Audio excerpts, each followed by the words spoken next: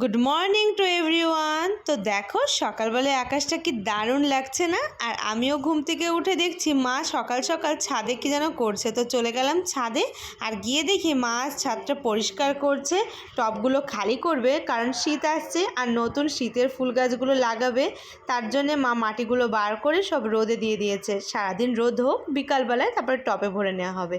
তারপরে দুপুরে লাঞ্চটা করে নিলাম। আজ মা করেছিল একটু ডিম দিয়ে সয়াবিন। আর তারপরে বিকেলে চলে গিয়েছিলাম ছাদে গিয়ে আমি ফাঁকা টবগুলোকে গুছিয়ে নিচ্ছিলাম। মা এসে তারপরে সবজির খোসা দিয়ে মাটিগুলোকে ভরে নিল। মা এখানে দিয়েছিল আমাকে, দেখো, একটা তুলসী গাছের মাটি ছাড়াতে। আর ছাড়াতে গিয়ে আমি দেখছি এই তুলসী গাছটা ছোটো টবে ছিল বলে এর শিকড়টা কি দারুণভাবে তৈরি করেছে।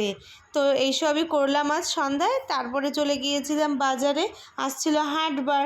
তো এখান থেকে সবজি বাজার করে নিয়ে ভাই আবার খাবার খেতে চাইছিল, তাই ভাইয়ের জন্য একটু রোল নিতে চলে গিয়েছিলাম। রোলের দোকানে এতটাই ভিড় ছিল। আর তারপরে বাড়িতে এসে ভাইকে রোলটা দিলাম, আমিও একটা রোল নিলাম, নিয়ে দুজনে রাতের ডিনারটা আজ রোল দিয়ে সেরে ফেললাম।